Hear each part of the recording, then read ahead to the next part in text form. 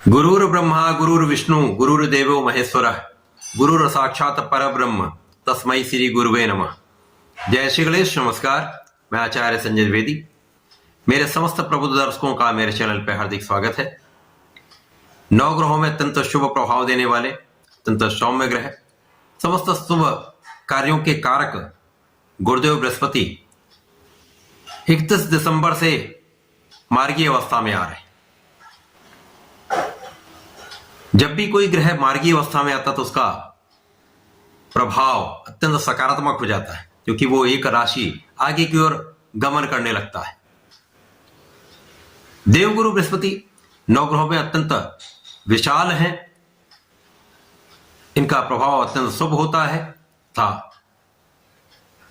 यदि आपकी कुंडली में या किसी भी जातक की कुंडली में गुरुदेव एक अच्छे भाव में है, एक बलवान अवस्था में है, तो कुंडली के बहुत सारे नकारात्मक प्रभावों को समाप्त कर देते हैं, कुंडली के दोषों को समाप्त कर देते हैं। अकेले गुरुदेव इतने सक्षम हैं कि कुंडली को बहुत संतुलित कर सकते हैं तथा शुभ प्रभावों की वृद्धि कर देते हैं। तो ऐसे शुभ ग्रह गुरुदेव बृहस्पति जब मार्गीय अवस्था में आएंगे तो किस प्रकार का प्रभाव देने वाले हैं। वर्तमान समय में गुरुदेव बृहस्पति का गोचर सेनापति मंगल की मेष राशि में चल रहा है, जहां पर यह मित्र की राशि में होकर बलवान अवस्था में है। जब कोई ग्रह एक अच्छी अवस्था में बलवान अवस्था में होता है तब इनका जो प्रभाव होता है वो अत्यंत सकारात्मक परिणाम देता है। गुरु तथा मंगल का आपसी संबंध भी नैसर्गिक रूप से मित्र भाव में होता है, तो ये एक अच्छी अवस्था है। जहां पर जब ये मार्गीय अवस्था में आएंगे तो इसका प्रभाव कई सुगुना बढ़ने वाला है, सकारात्मकता कई सुगुना बढ़ने वाली है। नौ ग्रहों में सबसे बड़े ग्रह गुरुदेव बृहस्पति जो अत्यंत शुभ प्रभाव देने वाले हैं, सर्वाधिक श्रेष्ठ प्रभाव देते हैं, जो ज्ञान के कारक हैं, शिक्षा के कारक हैं। शिक्षा देकर आपके कार्यक्षेत्र का निर्धारण करके आपको धन की प्राप्ति कराते हैं। विवाह संतान का कार्यकत्व भी गुरुदेव बृहस्पति के पास है। तो गुरुदेव बृहस्पति जब मार्गीय अवस्था में आएंगे तो जिस भाव में जिस राशि में ये गोचर कर रहे हैं उस राशि के बल को बढ़ा देंगे, उस भाव के बल को कई सौ गुना ये बढ़ा देंगे, जिसके कारण समस्त राशियों पर एक अनुकूल प्रभाव मिलेगा। आज मैं कन्या राशि के लिए गुरुदेव के मार्गी काल का क्या प्रभाव मिलने वाला है, किस प्रकार के लाभ मिल सकते हैं, कौन सा भाव प्रबल होगा, कहां पर लाभ ले पाएंगे, कहां पर समस्या आ सकती है, उसका क्या निराकरण, संपूर्ण विश्लेषण मैं पूर्ण तरीके के साथ करने जा रहा हूं। प्रिय दर्शकों, ये राशिफल आपके चंद्र राशि पर आधारित है, अर्थात आपकी जन्म कुंडली में यदि 6 नंबर में चंद्रमा विराजमान है तो आपकी कन्या राशि है। कन्या राशि के स्वामी बुध हैं, जहां पर कन्या राशि के लिए गुरुदेव बृहस्पति 2 केंद्र के स्वामी। कन्या राशि के लिए गुरुदेव बृहस्पति आपके सुख भाव के स्वामी तथा आपके सप्तम के स्वामी। सुखेश सप्तमेश का गोचर वर्तमान समय में अष्टम भाव में चल रहा है। अष्टम भाव जो कि एक त्रिक भाव है, नकारात्मकता का भाव है, क्षय का भाव है। तो यहां पर जब भी कोई ग्रह होता है उस ग्रह का बल कम हो जाता है, उसके प्रभाव में निर्बलता आ जाती है। गुरुदेव बृहस्पति जब निर्बल होंगे तो निश्चित रूप से जिस भाव के ये स्वामी है उस भाव में निर्बलता आएगी। मार्गी काल आने पर ये इनका जो गोचर है वो एक राशि आगे की ओर होने लगता है, तो कहीं ना कहीं से कुछ अच्छे फल की प्राप्ति भी होगी, कुछ समस्याएं भी हैं। अष्टम भाव जो कि आयु का भाव है, यहां पर आपके स्वास्थ्य समस्याएं हो सकती हैं, पेट के रोग बढ़ जाते हैं,